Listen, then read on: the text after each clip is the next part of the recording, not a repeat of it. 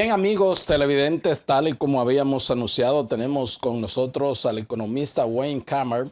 Él ha sido funcionario del Fondo Monetario Internacional. Bueno, él vive aquí en la República Dominicana.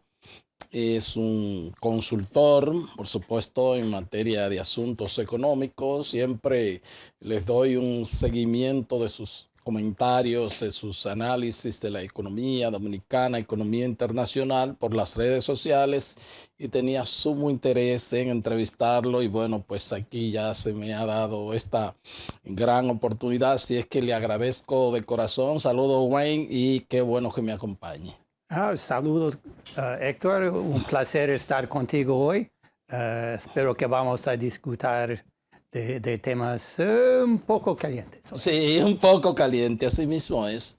Bueno, yo diría que vamos a arrancar con tema internacional, con temas que tienen que ver con su país. Ya hemos visto, inclusive más allá de las expectativas y de lo que las encuestas podrían prever, el triunfo, bueno, pues muy contundente del expresidente Donald Trump. Más allá de lo que se ha dicho en asuntos de lo que él dijo en su campaña y conociendo su precedente como presidente de la República, como presidente del país más poderoso del mundo, y ya los anuncios que ha estado haciendo de funcionarios que le van a acompañar, ¿qué es lo que se puede prever en materia económica? Que por supuesto lo que sucede en el mundo, lo que sucede en Estados Unidos en términos de su economía, por supuesto en términos de política, pues impacta al mundo. Y aquí en República Dominicana hemos dicho que cuando en términos económicos Estados Unidos tiene una tos, a nosotros tenemos fiebres. Entonces, ¿qué es lo que se puede prever con la marcha de la economía y la relación económica del gobierno del presidente Trump en el comercio internacional? Bueno, ese tema de Donald Trump siempre es un poco difícil. Sí. Usted va a recordar seguramente que prometió la última vez construir una muralla en la frontera pagado por México.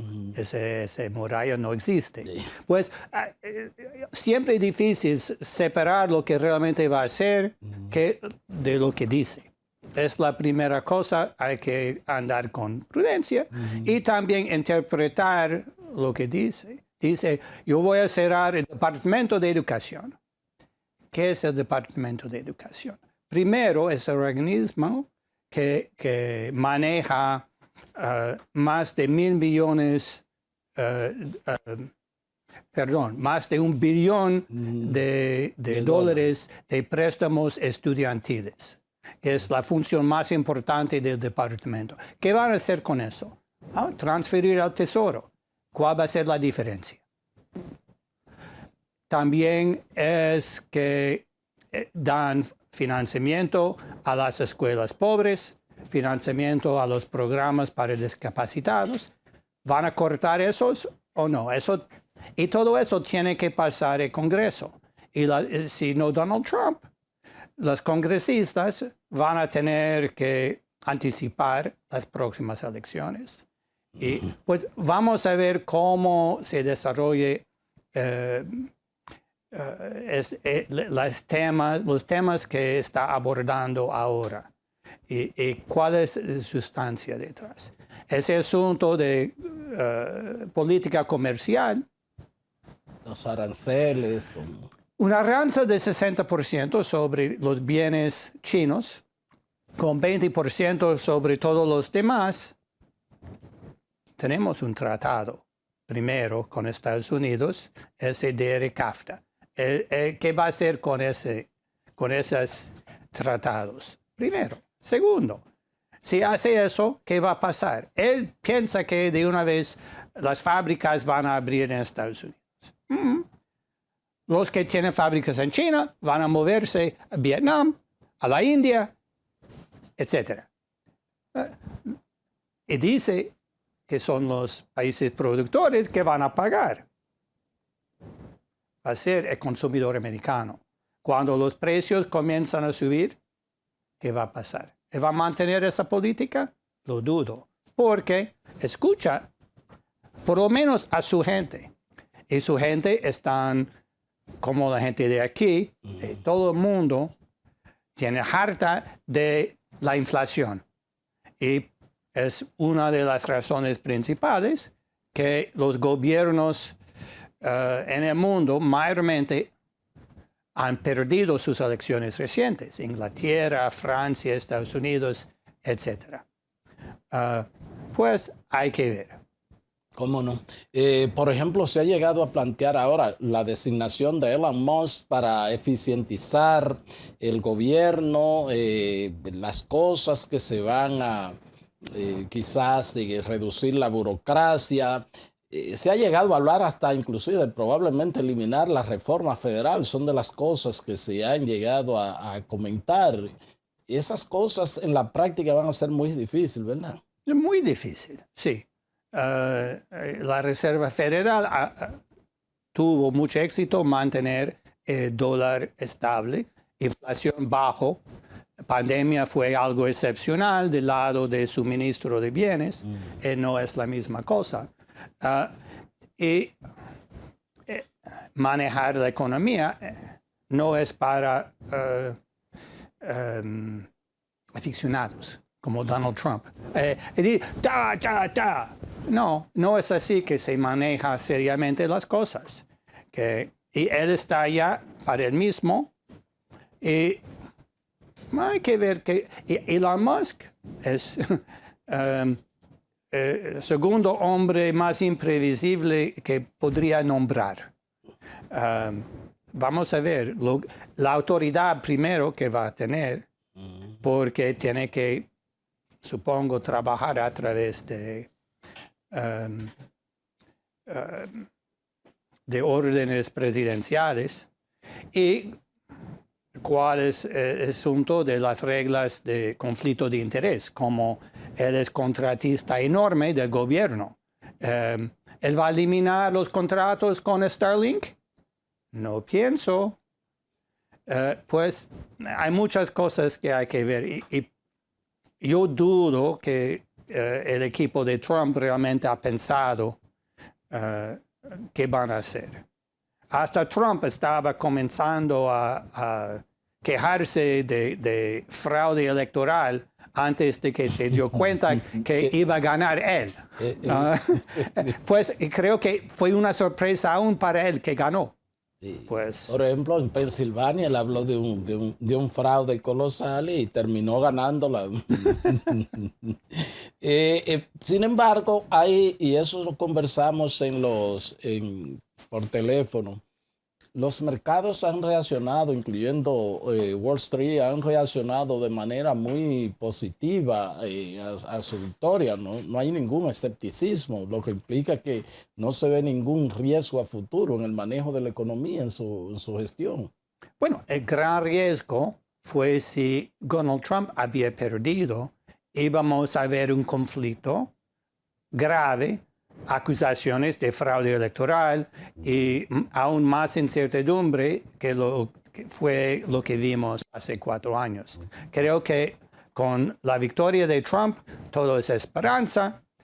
Lo que sí hizo la última vez fue reducir los impuestos corporativos y dice que va a ser la misma cosa esta vez. Es una razón para los mercados por lo menos estar feliz de eso. ¿Cómo no? De manera que todavía hasta que no se vean ya los funcionarios del área económica que él piensa tener, todavía no se vislumbra, porque siempre se ha dicho que una cosa es el candidato y otra cosa es el presidente. Todavía es muy difícil y sobre todo porque él puede cambiar sobre la marcha. Sí. No, hasta que vemos realmente cuáles son los nombramientos que va a hacer en el Tesoro, particularmente. No sabemos cuál va a ser realmente el camino de la política. ¿Cómo no? ¿Influyó la economía en la derrota del Partido Demócrata? Oh, claro, eso como ya mencioné, que esa inflación y particularmente inmobiliario, que muy bien que la gente puede trabajar desde casa remoto, pero toda esa gente quiere ahora otra habitación en su casa para poner su oficina y la demanda inmobiliaria subió, los precios subieron y las familias ordinarias que tienen que ir cada día a la oficina, al sitio de trabajo, no tienen que pagar más para la misma cosa. Y es un parte grande encima de los cambios de los precios de los productos de todos los días. ¿Cómo no? De manera que fue clave el asunto de la situación económica, sobre todo de los trabajadores, de las familias ordinarias, para decidir votar en contra de la administración Biden del Partido Demócrata. La pandemia ya pasó, pero los efectos económicos están todavía con nosotros. ¿Cómo no? Se dice también que el discurso probablemente más conservador de Donald Trump y quizás más liberal de Kamala Harris también pudo haber influido en algunos segmentos poblacionales. Posible, pero eso no es mi especialidad. ¿Cómo no? Bueno. Lo que sí he estado dándole seguimiento, además de la economía mundial, es la parte de República Dominicana. Bueno, aquí vamos bastante bien porque ya hemos visto los pronósticos del Fondo Monetario Internacional, el país de mayor crecimiento en lo que va de año, buenas expectativas para el año que viene, las cosas van bien, el gobierno dice estamos reduciendo al mínimo el desempleo, tasa de inflación por el extremo inferior, 4 más o menos 1, estamos en menos de 4.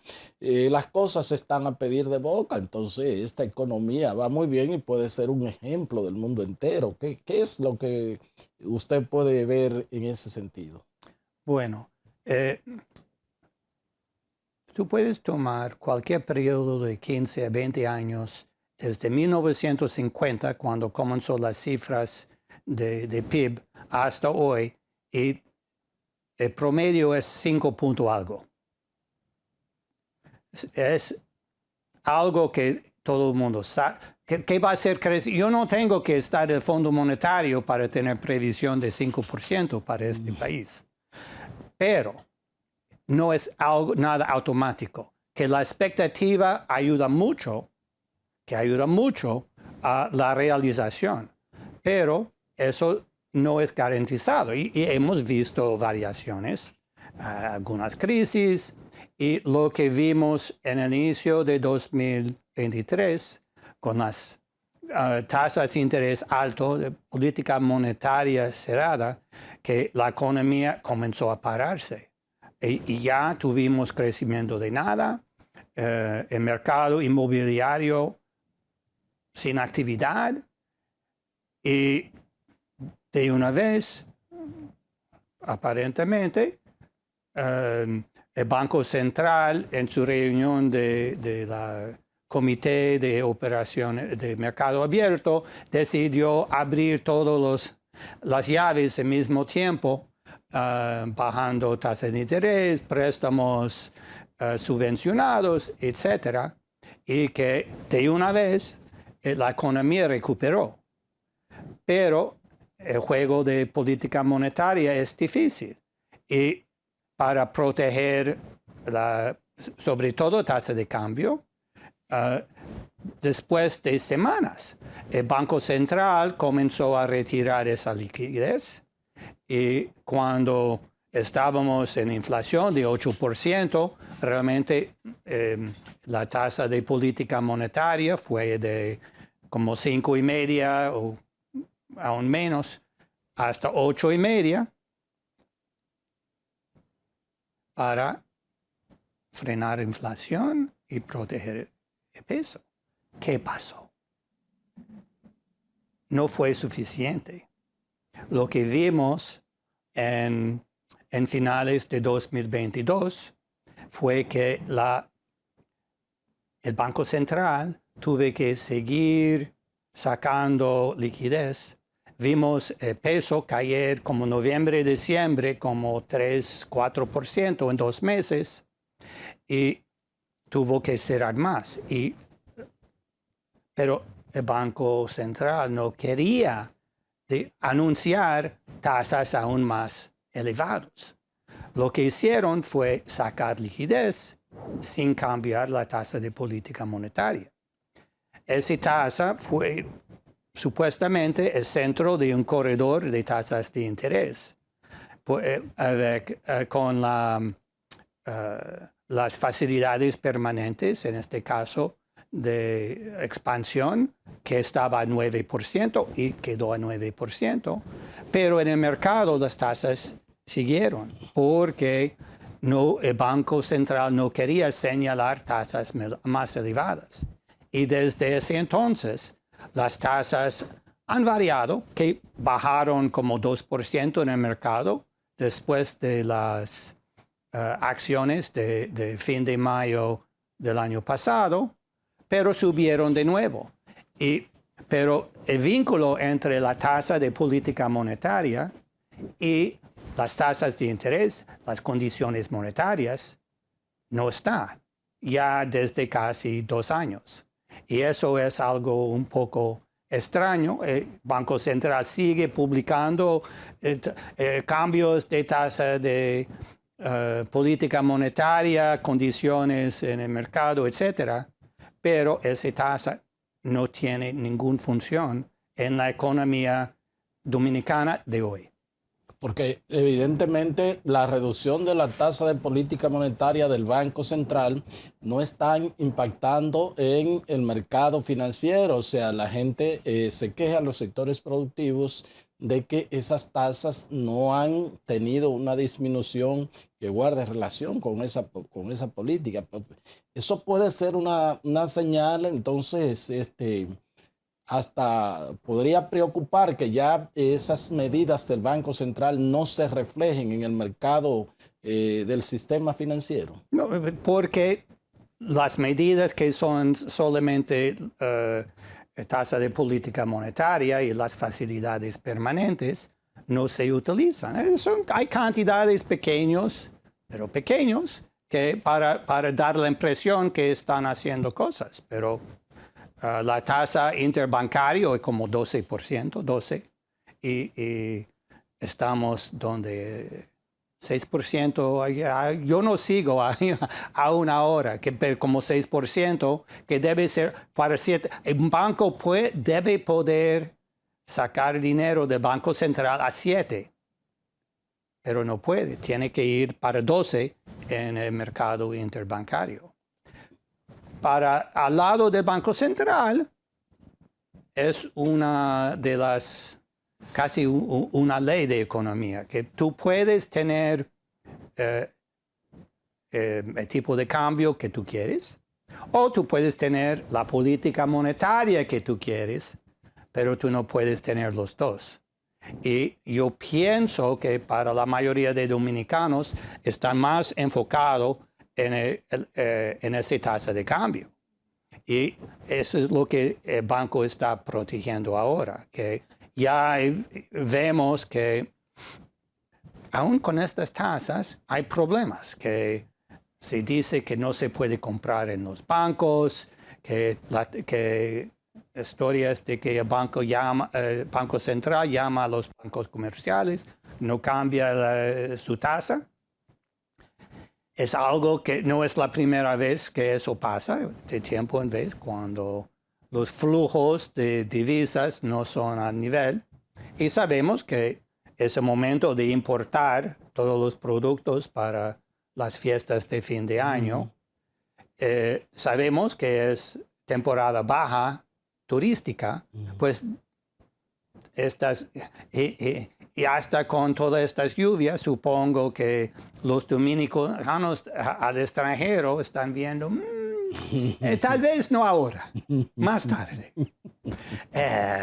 Y pues falta divisas, pues están manteniendo las tasas altas, haciendo lo que pueden hacer para estabilizar la tasa cerca de 60. Pero es un trabajo. ¿Cómo no?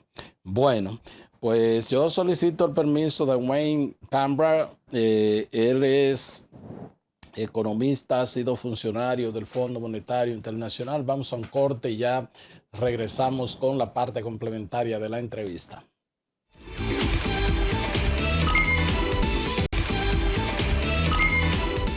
Bien, continuamos aquí con esta entrevista con el economista Wayne Cambra. Él es economista, reiteramos, ex funcionario del Fondo Monetario Internacional. A ver, un tema que tenemos con el asunto del nivel de inflación de los precios. Estamos, como dijimos en el segmento anterior, en lo que tiene que ver con el rango meta por debajo del 4, que la meta es 4 más o menos 1%. Nosotros cuando enviamos a los reporteros, a los mercados, supermercados, colmados, la gente no para de decir, y de hecho en las encuestas que se hacen es que los alimentos están caros. ¿Cómo se puede tener una visión o cómo se puede dar dos realidades de que las autoridades digan estamos en el nivel de inflación pues ideal y la gente dice todo está caro? A ver si nos ayuda a entender un poco esto. Bueno, la cifra clave de la inflación que se publica cada mes incluye una canasta de como 400 productos. Muy amplio. Muy amplio. Pero no todos, es un promedio de los 400. Pesado por la importancia, como arroz es creo 4%. Pero no todos suben al mismo ritmo. Y lo que hemos visto en los últimos 2-3 años es que el precio de los productos alimenticios subieron más que las otras cosas. Y los salarios, si están subiendo, están tal vez subiendo con el nivel faro, digamos. Eso da problema. Cuando algo sube más, claro. si el plátano maduro sube 20% y el plátano verde no hay problema. Uno compra plátano verde y estás bien. Por la elasticidad precio. Exacto. Pero comida es comida. Que tú no puedes. Fantástico que tu alquiler no subió, pero tú no puedes comprar más. Bueno, supongo que tú podrías otro apartamento, pero el punto que la comida es esencial y cuando la comida sube más que el promedio y más que los salarios, claro que la gente va a tener problemas. Y eso es evidente porque cada elemento en el promedio, en la canasta del índice de precios tiene su peso, pero es la consumación que hicieron la gente a un momento cuando hicieron la encuesta. Y ahora puede ser diferente también. Y cuando yo tengo dificultad de decir lo que ya he dicho, que el problema es que la comida no se sustituye y los precios son elevados. ¿Cómo no? Entonces, y además que los quintiles más bajos también el mayor presupuesto de sus ingresos precisamente van casi en su totalidad a la parte alimenticia, al sostenimiento de su familia, y por eso al restringírsele al ser el movimiento de precios hacia arriba es lo que uno entiende más elevado en los alimentos, y entonces es Quintil que no puede llegar a otra situación. Evidentemente siempre siente ese peso mucho más pues terrible para sus ingresos. Uh-huh. No, eso es, que como creo que es 20 algo, 25 a 30% para el país entero y como 40% de los gastos de los 20% de los dominicanos más pobres va para comida. Pues eso, como usted dice, multiplica el problema para los que menos están en posición a responder. ¿Cómo no? Bueno, aquí ya vimos y lo vivimos de un intento del gobierno por introducir una reforma fiscal. Hay pendiente en base a una ley que se votó, la Ley de Estrategia Nacional de Desarrollo. Se hablaba del pacto eléctrico, el pacto por la educación, el pacto fiscal. Se han firmado los dos pactos anteriores, eléctrico y por la educación. Ninguno ha tenido ningún resultado positivo. En la educación llegó la plata, pero no la calidad. El eléctrico sabemos dónde estamos. Pero el fiscal, el gobierno dice, mi presión tributaria, mis ingresos siguen siendo muy pues exiguo para lo que yo necesito para las inversiones. Bueno, ya vimos que como consecuencia de eso se canceló una licitación para la construcción de un tren metropolitano y insisto, presión tributaria de 15%, es la segunda más baja de la región. Necesito recursos, pero la gente no quiere pagar más impuestos. Vamos a reducir las exenciones. Los sectores económicos dicen, un momento, competimos por esa situación, si no se pierde la regla de juego. Estamos como en un círculo vicioso en ese sentido, y el gobierno dijo, bueno, pues no hago nada. Ahora se dice que ya los embutidos, los productos cárnicos, se le están aplicando unos impuestos que se habían aprobado antes y se suspendieron y algunas cosas, pero el tema está que el gobierno dice que necesita plata y no hay de dónde buscarlo más allá del endeudamiento. Bueno, eso es el punto de gobierno. Es verdad que el nivel de ingresos aquí está muy, muy bajo.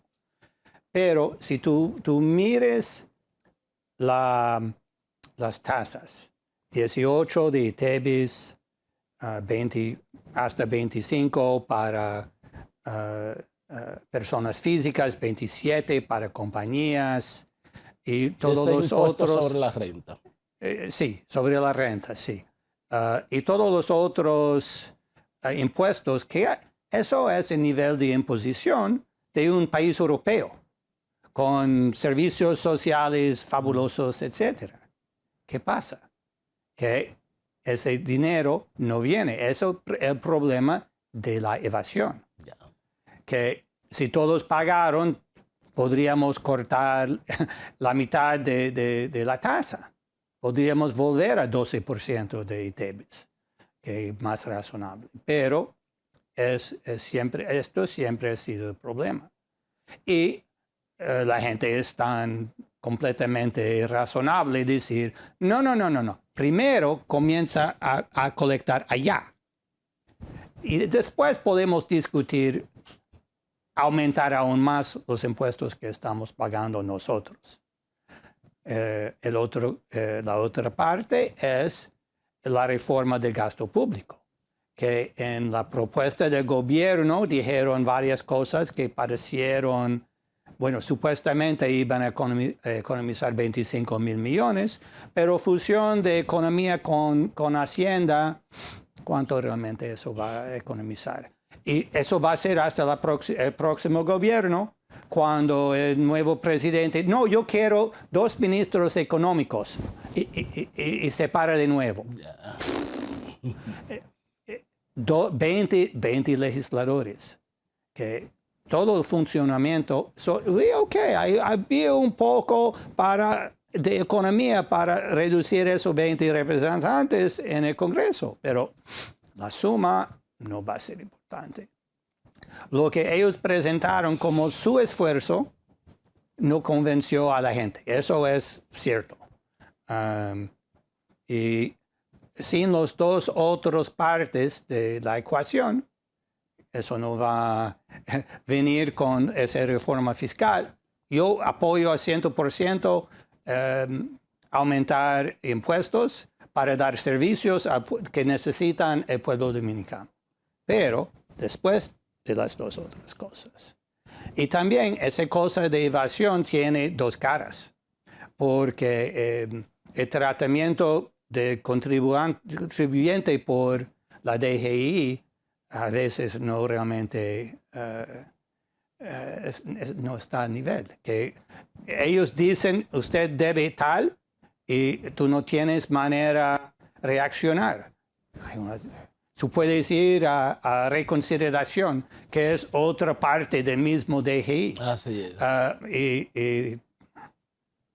Si tú tienes un caso bueno, no importa, porque son ellos los jueces. Y hay que tener un trato de contribuyente mejor, combinado con las medidas necesarias para que entren los que no están pagando, y que son mayormente la gente de clase empresarial, porque son ellos que declaran. Y todos los otros ya está declarado por ellos. Nadie quiere pagar impuestos, pero hay que introducir un nivel de justicia en el proceso. Eso es una precondición para que eso funcione bien. ¿Cómo no? De manera que ahí hay como un cuello de botella. Quienes pueden pagar quienes deberían pagar son los que evaden. Hay otra franja que también la fiscalidad es muy compleja. Eso que estaba diciendo nos ha pasado a todos los que tenemos una MIPYME. Mientras discutimos de que yo no te debo a impuestos internos ese dinero que tú dices, pero tú me cierras la llave, o sea, me aplican bloqueo, no puedo seguir funcionando, tengo que, mientras el hacha va y viene, como se dice, tengo que buscar donde sea para pagar, y en eso puedo terminar hasta saliendo de la formalidad o cerrando el negocio, porque después la reconsideración es allá, pero te siguen negando la habilitación de la empresa, o sea, no puede seguir funcionando. No, hay que, en cierto momento hay que pagar lo que ellos exigen. Exacto. Así es. Pero también hay elementos del sistema que realmente necesitan una reforma.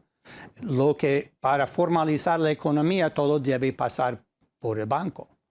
Pero hay que pagar ese 0.15.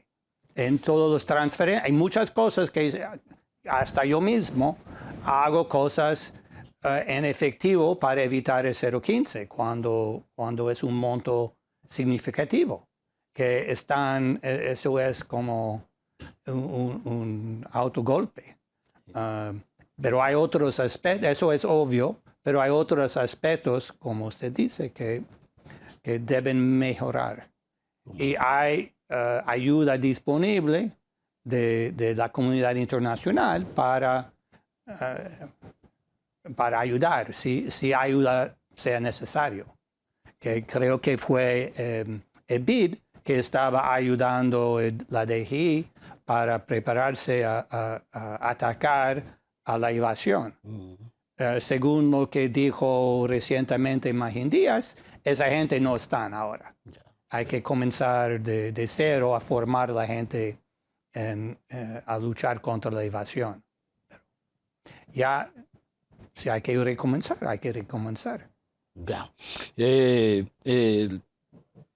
Entonces nos queda lo único que le queda al gobierno, diría, para el tema de los recursos son el endeudamiento, pero eso tiene un tope, eso tiene porque aunque a veces se hace el cálculo de deuda externa versus Producto Interno Bruto, dice, bueno, estamos en un 60%, eso no es escandaloso. El tema es la relación que hay ingresos tributarios con el pago de los intereses, que ahí tenemos problemas. Sí, no, hay pocos países que tienen niveles como nosotros de 25% de los impuestos que van en intereses. Yo vi recientemente un caso, creo que Sri Lanka en Asia, que es un colapso total y ellos van a salir con mucha dificultad, que estaban en 50. Wow. Comenzando, como en muchos países, con endeudamiento para enfrentar los problemas de la pandemia. Muchos países, incluso nosotros, subimos mucho en 2021. Los préstamos nuevos, 22, 23, 24, han sido menos y pues los ratios se están mejorando un poco. Pero ese ratio contra ingresos, y por eso que yo digo que estoy en favor,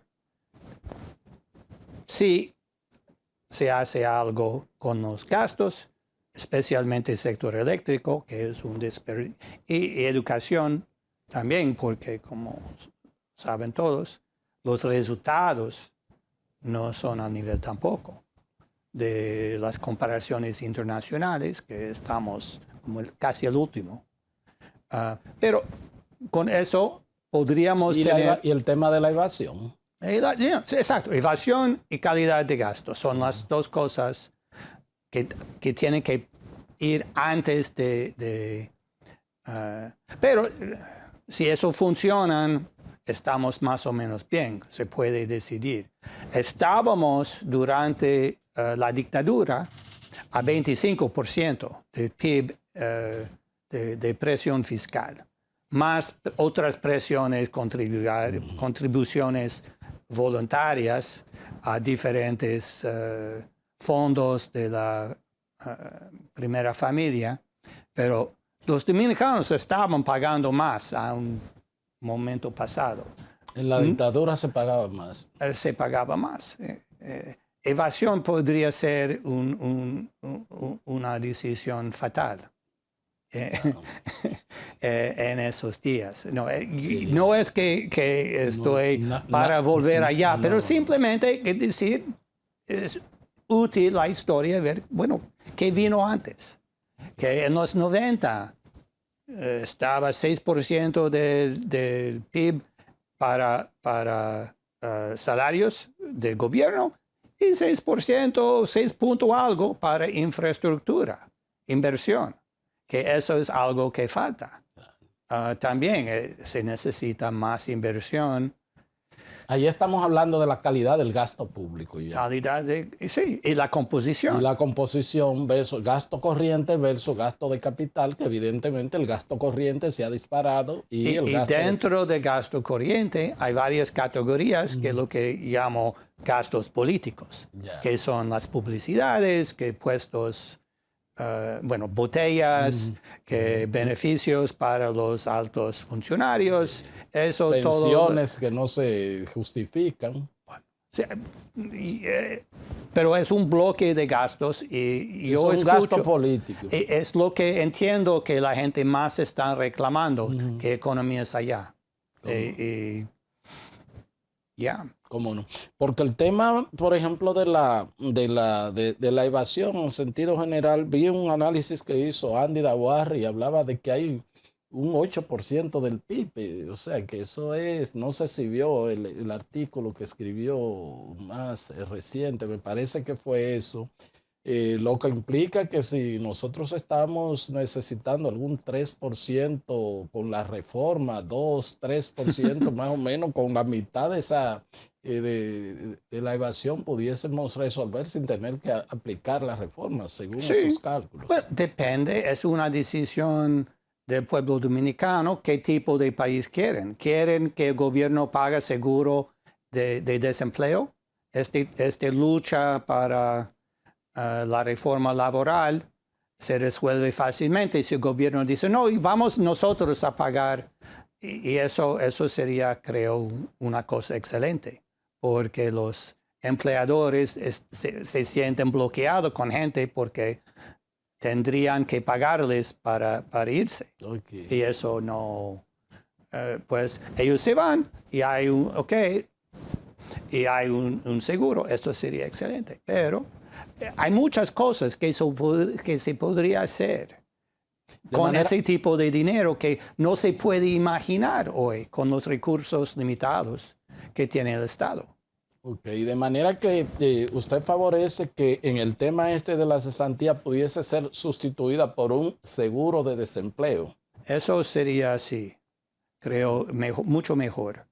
Mejor para los empresarios y mejor para los empleados, que no hay riesgo que el empleador no paga lo que debe.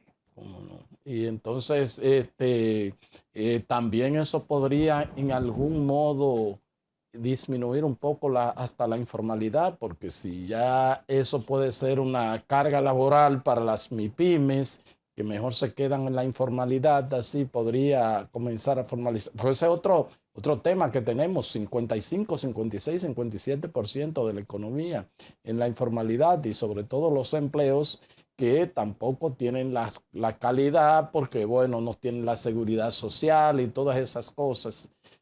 Ahí hay un tema también en la parte de la informalidad. Claro, sí. Pero también los niveles de salario que son debajo del mínimo. Ya. Entonces, definitivamente, la conclusión es que el gobierno necesita los recursos, pero tienen que darse 3 condiciones o 2 antes de que se pueda aplicar una reforma fiscal. El asunto de que el gobierno se apriete el cinturón, como dicen aquí, el asunto de la evasión, y entonces ya cuando veamos eso, sí podemos ir a ver cuánto faltan para el público aplicarlo. Sí. Y el resto depende qué tipo de país queremos. Hay que hacer todo eso con cuidado, porque tenemos una historia, como digo, de 75 años de crecimiento, y eso no queremos que eso, que matamos a eso. Pero también es algo de la conducta, de la política de día a día también, las tasas de interés. Vimos la última vez que fueron así, la economía bajar. No sé si está pasando ahora. Vamos a ver los datos de este trimestre, pero hay un riesgo de eso. Y con esa ley de responsabilidad fiscal, hay un límite de lo que puede hacer el gobierno, que a mí me gustaría ver por cualquier medida que aumentan un poco más los ingresos para poder gastarlos, y eso va también a proteger un poco la economía, que la actividad gubernamental estabiliza el crecimiento. Claro. Que estamos en un punto donde podríamos ver un cuarto trimestre difícil. ¿Cree que el cuarto trimestre no tendría el mismo dinamismo que los primeros 3 meses del presente año? Eso es lo que temo, que con las cosas que he visto. Pero es difícil saber. Pero aún hasta las deportaciones que pararon obras de construcción en las últimas semanas también. Es un problema que hay que resolver, que hay demasiado inmigrantes ilegales, pero una manera de hacerlo un poco aleatorio está haciendo problemas con la construcción. ¿Y cuáles son las otras cosas el mismo pasando? sector agropecuario también. Eso es. De manera que por ahí vamos todos. Bueno, finalmente ya entra el arancel cero, tasa de arancel cero, entra el arroz a partir del 25 y ahí está la incertidumbre de qué va a pasar, de si, bueno, los productores, que es una industria que genera muchas manos de obra, sobre todo en la zona rural, y todavía no se conoce, pues parece que no se pudo renegociar nada, cuáles serían las medidas que va a aplicar el gobierno de carácter interno para proteger la producción nacional. Sí, no, eso es grave. No he estudiado ese tema, pero yo veo, como todo el mundo, el tiempo pasar, el gobierno discutiendo, y yo no sé. Yo no sé cuál es la solución. Bueno. Ese arroz está también, perdóname mi interés por la historia, pero fue una cosa que Trujillo forzó a los campesinos a hacer arroz, y eso ha sido tras los años algo de estabilidad alimenticia del país. La garantía de la seguridad alimenticia del pueblo dominicano. Así es. Bueno, pues Wayne, muchísimas gracias. Vamos a ver entonces si ya a principio de año podemos evaluar lo que ha terminado de suceder en la economía, probablemente en febrero, a ver cómo nos vemos, para pasar balance entonces un poco a lo que Mr. Trump comienza a hacer ahí, a ver si él, bueno, pues cuáles son sus primeras medidas, y ahí uno podría proyectar las cosas que pudieran pasar. Sí. No, con placer. Cómo no, encantado. Bueno, gracias a todos ustedes por haber estado con nosotros, y será pues hasta otra entrega de su programa de Agenda. Hasta entonces.